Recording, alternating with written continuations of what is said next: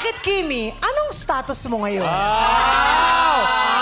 May nagpulong... Kim Chu hindi nakapalag sa mga tanong ni Chang Ami Perez at sa iba pang ka-co-host. Status niya sinagot na, "It's completely mine na daw."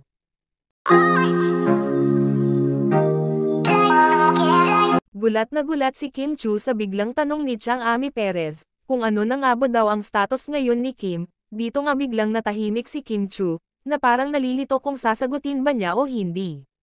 Bakit, Kimi? Anong sagot mo? Status. Bakit? Hindi, ulitin ko yung tanong ko. Bakit, Kimi? Anong status mo ngayon? May nagpulong lang sa akin, Sabihin mo na, Kimi, may nagpulong lang sa akin. Makikita nga ang mga naging reaction ng nga ka-co-host ni Kim Chu, na naghihintay sa kanyang isasagot. Alam na talaga ng mga kapwa-host ni Kim Chu kung ano talaga ang status niya ngayon at ilang beses na kasing laging pumupunta itong si Paolo Avellino sa It's Showtime, para ihatid sundo itong si Kim Chu. Kimi, may nagpulong lang sa akin. Anong status mo daw ngayon? Basta hindi complicated. Anong sinagot niyo ba? Pwede mo namang sabihin status happy. Oh. Status completed. Sabi nun. Baka OA, di ba MC? Baka okay nyo daw. Completed. Wala namang si-steal?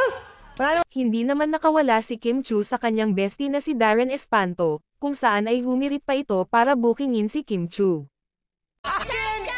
Oh, yes. Stat-wise complicated. I like that. It's complicated. Bestie, bakit mo ini-steal? Akala ko na-mind mo na eh. Ba't wala ako sa party ni Jackie kagabi? Ikaw din naman. Anong gagawin?